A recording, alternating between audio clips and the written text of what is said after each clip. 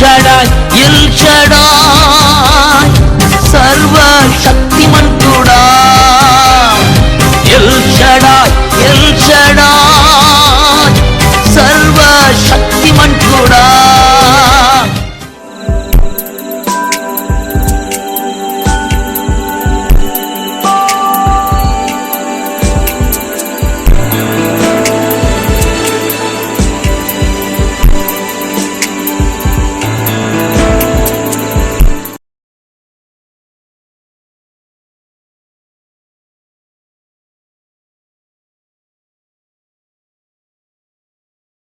స్తోత్రం. దేవుడి నామాన్ని మహింపరుద్దాం. హల్లెలూయా హల్లెలూయా.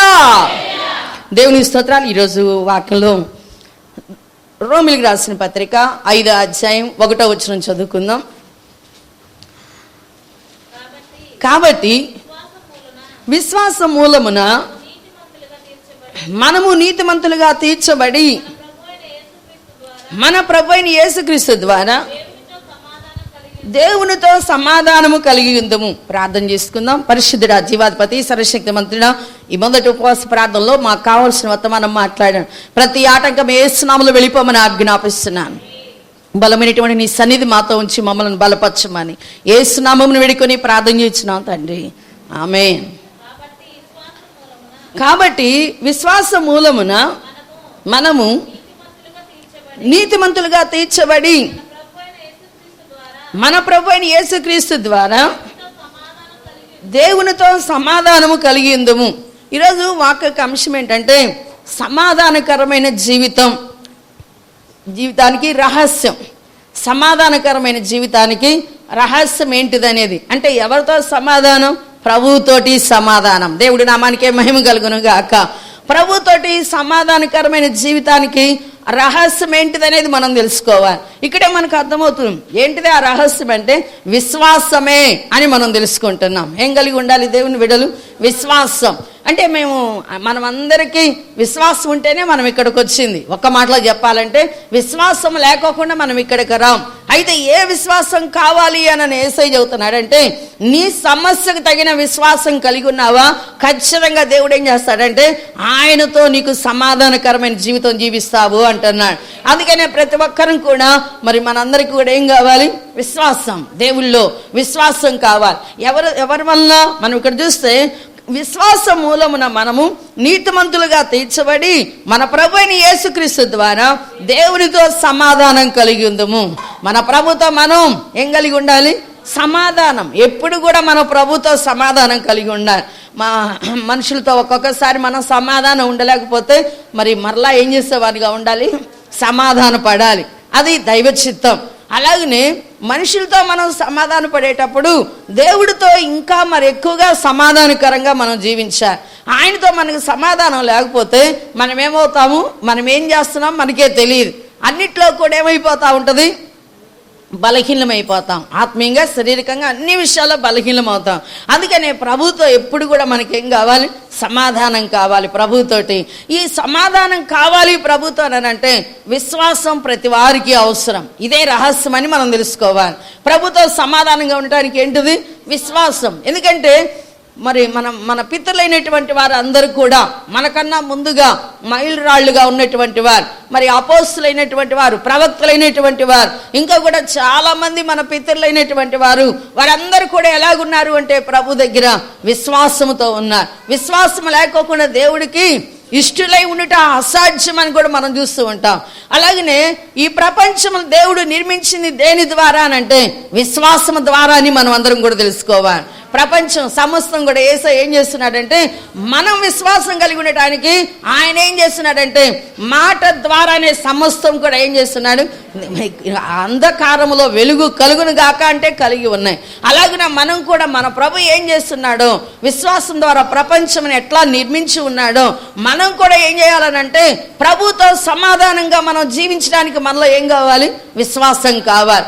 ఏ కార్యం జరగటానికైనా, ప్రపంచం నిర్మించడానికైనా, ఒక వ్యాధి పోవటానికైనా, ఒక సమస్య పోవటానికైనా, దేనికైనా సరే ఏం కావాలి మనందరికీ కూడా అంటే విశ్వాసం కావాలి. విశ్వాసం అనేది మనం ఎప్పుడైతే కలిగి ఉంటామో ఖచ్చితంగా ప్రభుతో మనం సమాధానకరంగా ఉన్నాము అని చెప్పి తెలుసుకోవాలి. అపవాది నువ్వెప్పుడు డల్గా ఉంటావా, నువ్వెప్పుడు కృంగిపోతావా, నువ్వెప్పుడు పడిపోతావా అని చెప్పి వాడు ఎదురు చూస్తూ ఉంటాడు. అయితే నువ్వు ఒకటే మాట, నువ్వు కృంగిపోయేటువంటి స్థితిగతులు ఎదురైనా కూడా నువ్వు చెప్పాల్సింది ఏంటంటే విశ్వాసంతో, నా ప్రభు సమస్తం విశ్వాసం ద్వారా జయించాడు, నేను కూడా జయిస్తా దేవుడు నామంలో అని చెప్పి వాడికి చెప్పేవానిగా ఉండాలని దేవుడు కోరుతున్నాడు. మనం ఏం చేస్తాం, కొంచెం ఏదైనా సరే ఒక విషయంలో మన కుటుంబంలో ఏదన్నా మరి ఏదో ఒక జరుగుతూ ఉంటుంది, జరగకోకుండా ఏముండదు. అందరి కుటుంబాల్లో ఏదో ఒకటి కారణం అనేది ఉంటుంది సమస్య రావటానికి. ఆ సమస్యను ఆధారం చేసుకుని అపవాది ఏం చేస్తాడంటే ఇంకా మనకు కథలు చెప్తా ఉంటాడు. ఏం చెబుతూ ఉంటాడు వాడు? కథలే చెబుతూ ఉంటాడు. చిన్న సమస్య వస్తే కథలు చెప్పడం ఎక్కువ చేస్తాడు. అయితే వాటిలో నువ్వు చేయాల్సింది ఏంది అని అంటే దేవునితో సమాధానంగా నువ్వు జీవించాలి. ఆ సమస్యల వలన ఇంకా ప్రభువుతో ఏం చేయాలి, మనం దేవునితో సమాధానం కలగాలి. ఆ సమస్యల వల్ల ప్రభువుకు దూరమయ్యేటువంటి పరిస్థితి ఎవరు కల్పిస్తారు అని అంటే నువ్వు వెళ్ళాలని నీకు ఇష్టం ఉండదండి, నేను దేవుడికి దూరం వెళ్ళాలని ఇష్టం ఉండదు. కానీ ఆ సమస్యల వల్ల సాతానుడు ఏం చేస్తాడంటే ప్రభువుకి నీకు దూరమయ్యేటువంటి పరిధి వాడు ఏర్పాటు చేస్తాడు. ఏదో ఒక రీతిగా మన ఆలోచనల ద్వారా కానీ మన మాటల ద్వారా కానీ వాడు ఏదో ఒక రీతిగా చేస్తాడు. అయితే నేను జ్ఞాపకం చేసుకోవాల్సింది యోబును మనం ఒకసారి జ్ఞాపకం చేసుకుంటే, యోబు విశ్వాసం ద్వారా ఏం చేస్తున్నాడంట, 2 మేలులు పొందుకున్నాడంట. ఒకంత కూడా కాదండి, ఎలాగనంట 2 మామూలుగానే దేవుడు ఎంతగానో ఆయనను దీవించాడు. అయితే ఆ దేవుడు దీవించినప్పుడు దేవుడికి లోబడతా మంచిగానే ఉన్నాడు. అయితే ఆయనని ఏదో ఒక రీతిగా అపవాది మరి ఆయన యేసయ్యను ఏం చేసిందని అంటే, నువ్వు అంతగా ఆశీర్వదించావు కాబట్టి ఆయన నీకు లోబడి ఉంటున్నాడు, అదే నువ్వు ఆశ్రయించకపోతే నీకు లోబడేవాడే కాదు అని చెప్పి మరి ప్రభువుని ఏం చేసింది, వచ్చి మాటలతోటి మొదలుపెట్టింది. ఆ తర్వాత ఆయన ఏం చేశాడంటే యేసయ్య యోబుని బాగా నమ్మాడండి. దేవుడి నామానికే మహిమ కలుగును గాక. నిన్ను కూడా అలాగ నమ్మాలి. ఎట్లా ఆయన నమ్మడానికి కారణం అంటే దేవునితోటి దినదినము సమాధానకరమైనటువంటి వానిగా జీవిస్తున్నాడు. ఎలాగ జీవిస్తున్నాడు? దేవుడితోటి సమాధానం. అలాగనే సమస్య రాగానే ఆ సమస్య ఎలాంటిది అని అంటే అలాంటి సమస్య మన జీవితంలో ఎవ్వరికీ రాకూడదు. ఒకే రోజున ఏమైంది, పిల్లలందరూ చనిపోయారు. 10 మంది పిల్లలు దేవుడిస్తే ఆయనకి 10 మంది చనిపోయారు. అలాగే ఆస్తి, దేవుడు ఇచ్చినటువంటి ఆస్తి అంతా కూడా ఆ రోజునే అది అయిపోయింది. మరి ఇంతగా జరిగితే ఆయన విశ్వాసంతో పలికిన మాట ఏంటంటే, యెహోవా ఇచ్చిన యెహోవా తీసుకున్న యెహోవా నామానికే స్తుతి కలుగును గాక అన్నాడు. అలాంటి విశ్వాసం నీలో కూడా నాలో కూడా ఉండాలి.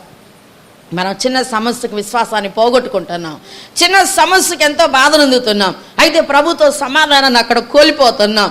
అయితే దేవుడు ఏమంటున్నాడంటే ఇక్కడ మనం చదివినటువంటి వచనంలో, విశ్వాసం మూలమున మనము నీతిమంతులుగా తీర్చబడి మన ప్రభువైన యేసుక్రీస్తు ద్వారా దేవునితో ఏం చేయగలుగుతున్నాం, సమాధానం కలిగి ఉంటాము అంటున్నాడు. నువ్వు వాడిని ఎదిరించాలి యేసునామంలో విశ్వాసంతో, అంతేగాని కృంగిపోయేటువంటి వ్యక్తిగా నీవు ఉండకూడదని దేవుడు చెబుతున్నాడు.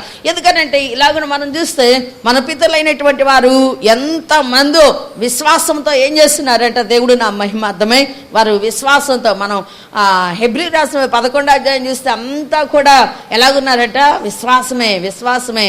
మరి హానోకు కానీ, నోవహు కానీ, ఇంకా కూడా అబ్రహాము కానీ వీళ్ళందరూ కూడా ఏం చేశారు, విశ్వాసంతోనే వారు ముందున్నటువంటి పందెపు రంగంలో పరిగెత్తి ఉన్నారు. యేసయ్య కూడా అలాగే చేస్తున్నారు. అందుకనే మన అందరికీ కూడా ప్రభుతో సమాధానంగా మనం జీవించడానికి మనకి ఏం కావాలంటున్నారు, విశ్వాసం కావాలి అని. అయితే రెండోదిగా దేవుని వాక్యంలో తెలుసుకున్నాం. ఇప్పటి వరకు మనం మరి విశ్వాసం అనేది తెలుసుకున్నాం.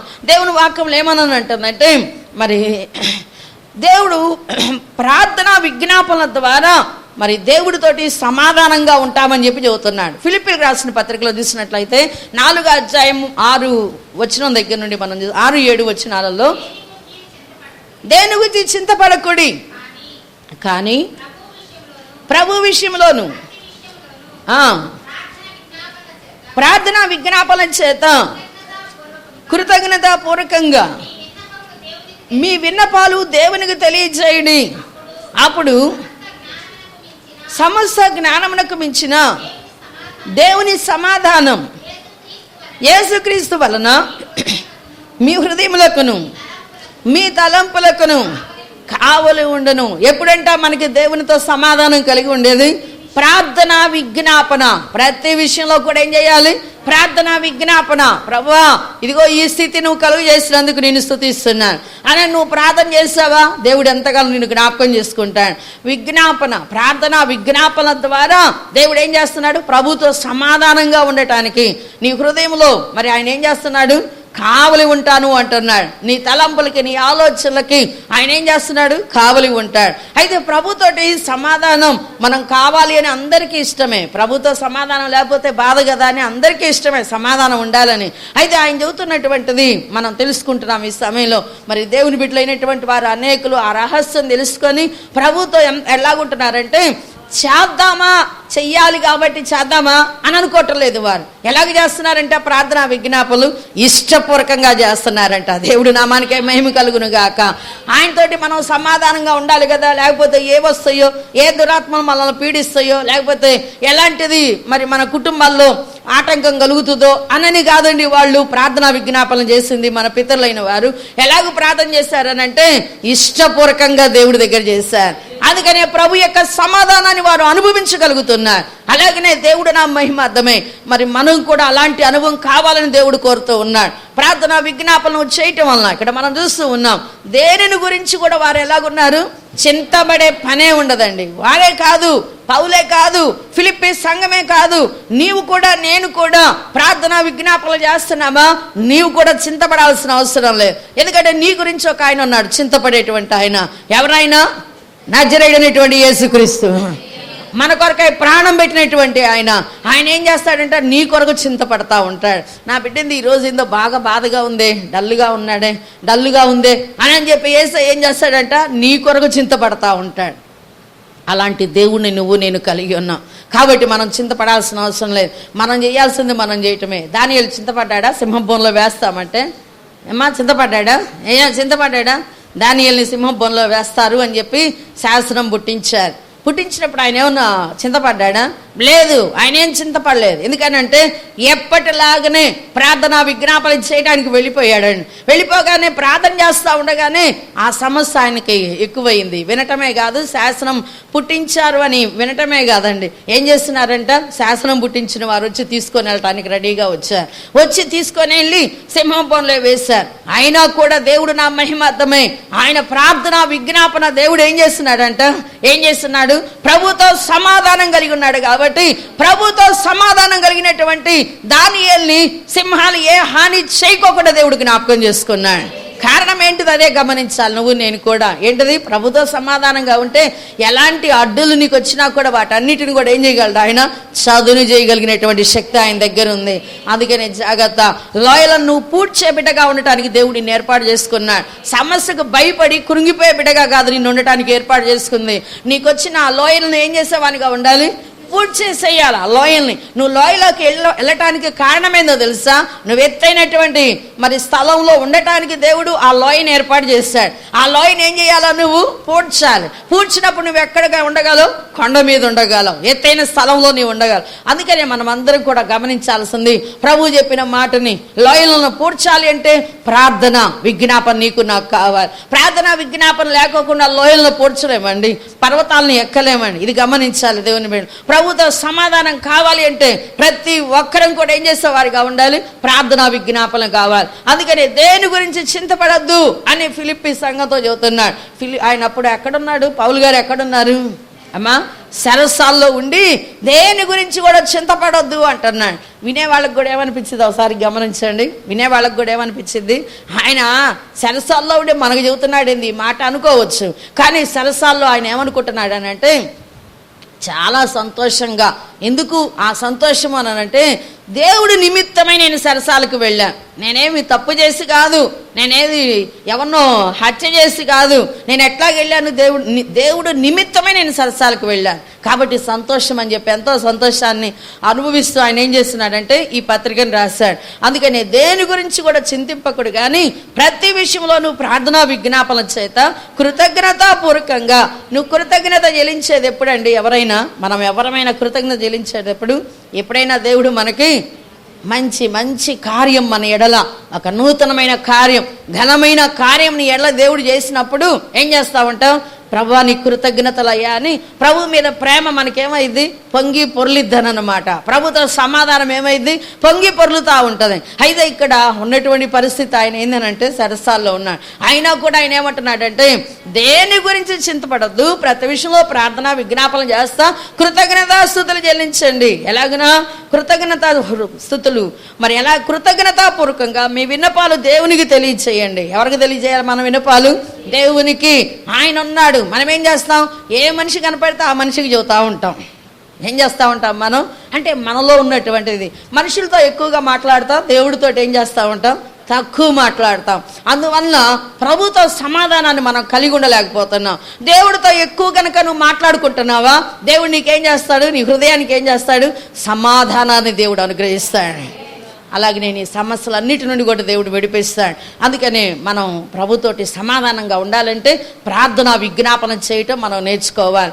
మరి ఇంకొక విషయాన్ని కూడా మనం తెలుసుకుందాం ప్రభు దగ్గర. ఏమన్నానంటే దేవుళ్ళో నువ్వు మంచిగా చాలా దినాలైంది, దేవుడిలో నువ్వు ఉండి కొన్ని సంవత్సరాలు అయింది. ఆ అనుభవం నీకు అర్థమవుతూ ఉంటుంది, ప్రభువుని గుర్చినటువంటి అనుభవం. మనం చూస్తే దేవుని వాక్యంలో 2 పేతురు రాసిన పత్రిక 1వ అధ్యాయం 2వ వచనంలో మనం చూసినట్లయితే గుణాతిశయములను బట్టి మనల్ని పిలిచిన వారిని గూర్చిన అనుభవ జ్ఞాన మూలముగా ఆయన దైవశక్తి జీవముకును భక్తికిని కావలసిన వాటన్నిటికీ మనకు దయచేయచ్చు ఉన్నందున దేవుని గూర్చినట్టు మన ప్రభు అయిన యేసుక్రీస్తుని గూర్చినటువంటి అనుభవ జ్ఞానం వలన మీకు కృపయు సమాధానమును విస్తరించునుగాక. ఏం కావాలి? యేసు ప్రభుతో సమాధానం మనం కలిగి ఉండాలంటే ప్రభువును గూర్చినటువంటి అనుభవ జ్ఞానం కావాలండి.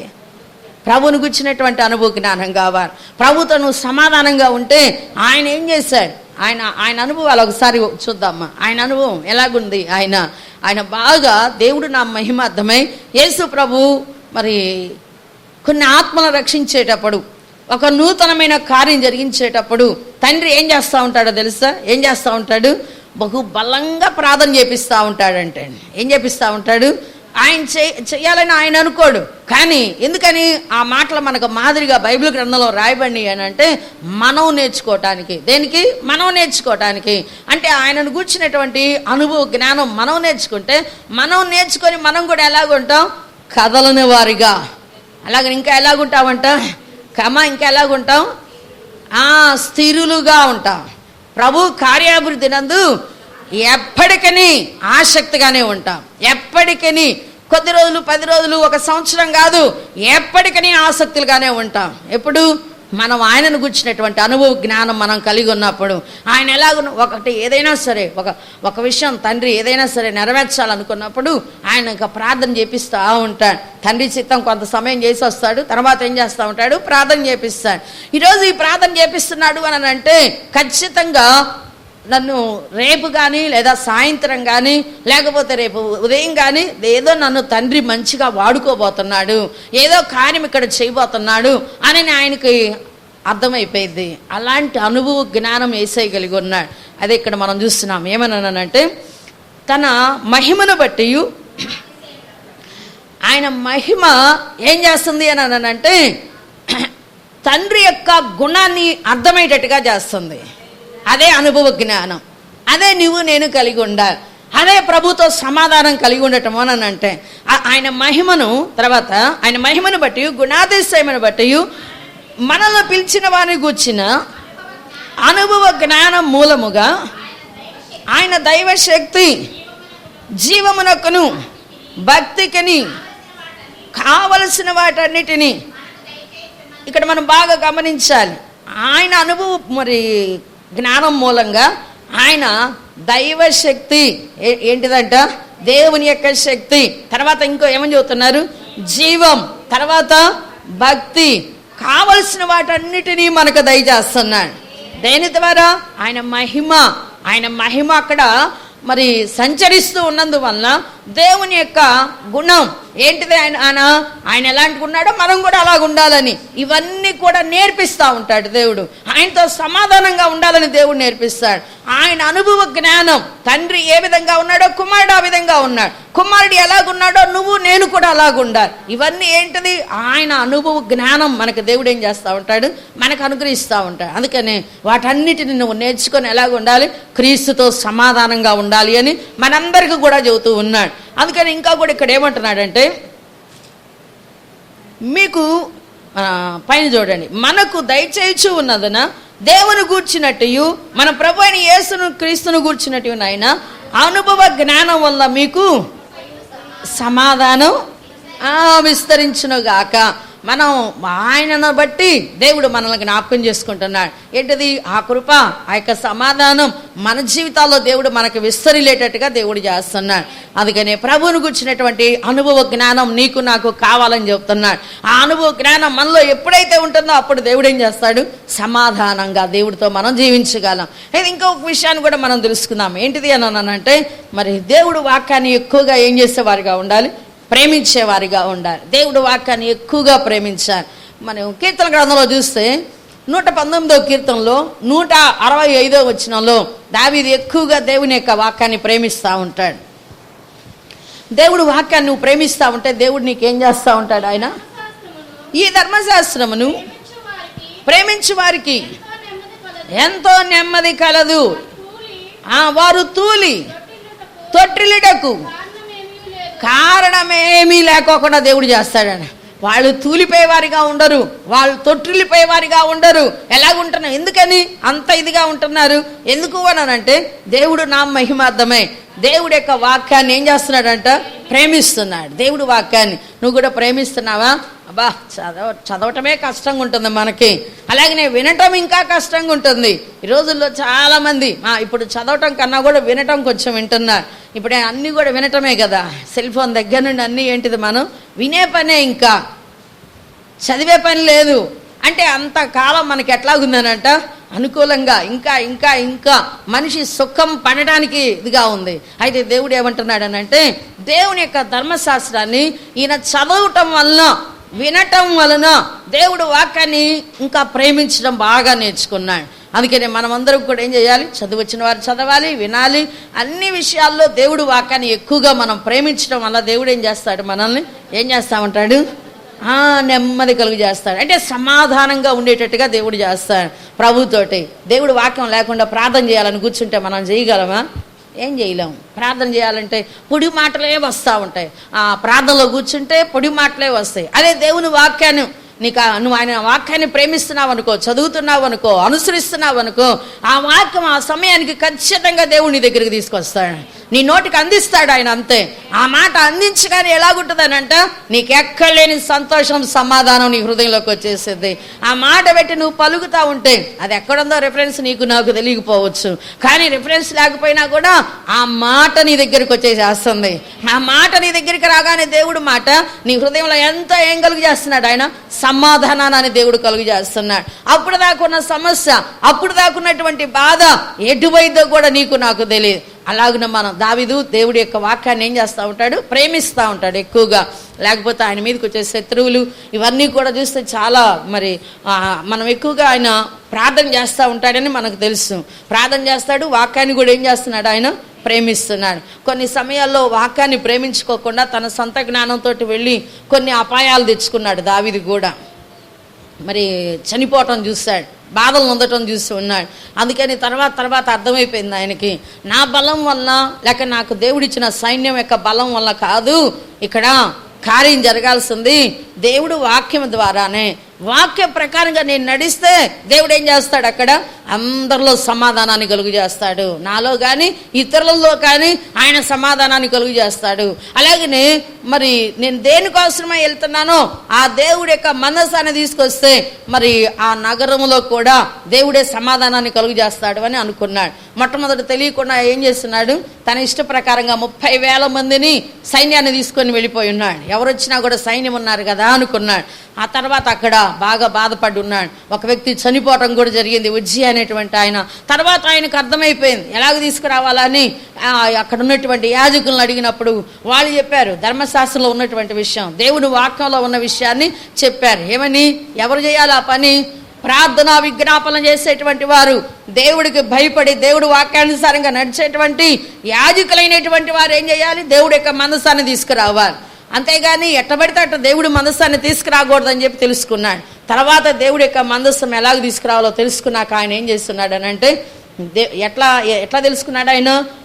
దేవుడు వాక్యంలో ఉన్నది యాజకులు చెప్పారు, అట్లా ఆయన తెలుసుకున్నాడు.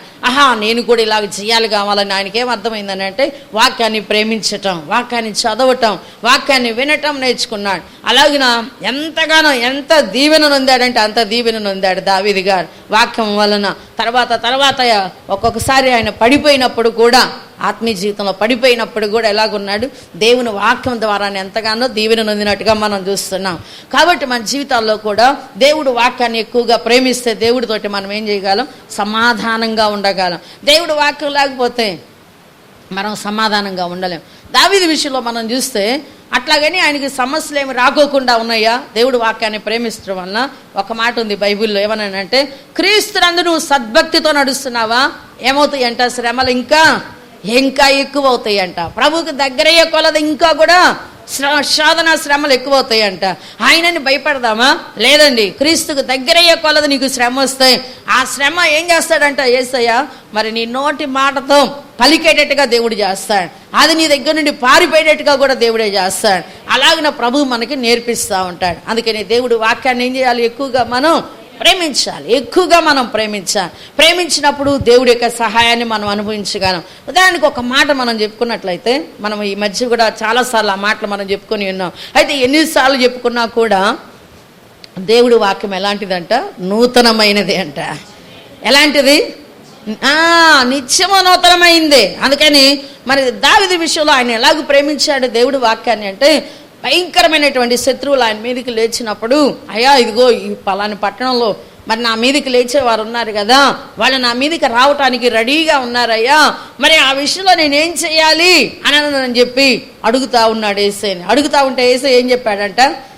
సందేహం లేకోకుండా వెళ్ళిపోనాను అన్నాడు. అంతే. ఇంకా అలాగే నేను వచ్చినట్టుగా కూడా నీకు గుర్తు ఏంటిది అని అంటే, కంబలి చెట్టుని ఏం చేస్తాను అన్నాడు? కదిలిస్తానని అన్నాడు. ఎప్పుడు అవి తెలుసుకోగలడు ఆయన? దేవుడు వాక్యాన్ని ప్రేమిస్తుంటే దేవుడు ఆయన నీతో మాట్లాడుతూ ఉంటాడు. దేవుని వాక్యాన్ని ప్రేమించకపోతే నీతో ఎట్లా మాట్లాడతాడండి దేవుడు వాక్యాన్ని అన్న. ఒక్కొక్కసారి మనం ఆయనలో నేర్చుకోవటానికి మొదట ఆయన ఏం చేస్తూ ఉంటాడు? మాట్లాడతాడు. మనం ఏ పొరపాటు చేస్తున్నా కూడా మనతో మాట్లాడతాడు. అట్లనే మాటి పొరపాటు చేస్తుంటే నీతో మాట్లాడుతూ ఉంటాడా? లేదు. అందుకని గమనించాను, దేవుడు ఇచ్చినటువంటి ఆ సమయాన్ని వ్యర్థం చేసుకోమాక, దేవుడితో గడిపేటువంటి సమయాన్ని వ్యర్థం చేసుకోమాక. ఆ సమయం దేవుడికి దేవుడు నిన్ను జ్ఞాపకం చేసుకుంటాడు. ఆ సమయం అలాంటి భయంకరమైన శత్రువులు ఆయన మీదకి లేచినా కూడా ఆయన సమయం ఎవరికి ఇస్తున్నాడు? నేను 1000 మందిని చంపగలను కదా కత్తి పట్టుకుంటే అని తన ఆలోచన లేదు ఆయనకి. దేవుడి దగ్గర సమాధానం అడిగి ఆయన వెళ్తాడనమాట. అలాంటి అనుభవాలు మనకు కావాలి. మనకు అలాంటి అనుభవాలు లేకుండా నాకు ఉంది కదా బలం అని మనం వెళ్ళామనుకోండి, అక్కడ ఏమైపోతాం? ఓడిపోతాం. దావీదు తెలుసుకున్నది అదే. దావీదు దేవుడి వాక్యాన్ని ప్రేమించడం వల్ల ఆయన ప్రార్థన చేసే సమయంలో దేవుడు ఏం చేశాడు? ఆయన వాక్ ద్వారా మాట్లాడుతూ ఉన్నాడు. ఆ మాట పట్టుకొని వెళ్ళిపోయినప్పుడు ఖచ్చితంగా అక్కడ అదే విధంగా దేవుడు జరిగిస్తూ ఉన్నాడు. అర్థం చేసుకుందాం అందరం కూడా.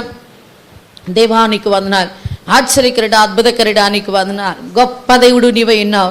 ఈ మొదటి ఉపవాస ప్రార్థనలో నాయన మేమే రీతిగా మీ దగ్గర జీవించాలో నాయన, మీతో సమాధానంగా ఉండటానికి ప్రభువా మేము ఏ విధంగా నా తండ్రి ఉంటే మేము మీతో సమాధానంగా జీవించగలమో నీవు అనేక విషయాలు మాతో చెప్పి ఉన్నావు. నిత్యంగా ఆ విధంగా నడవగల మనస్సు మాకందరికీ అనుగ్రహించబడును గాక.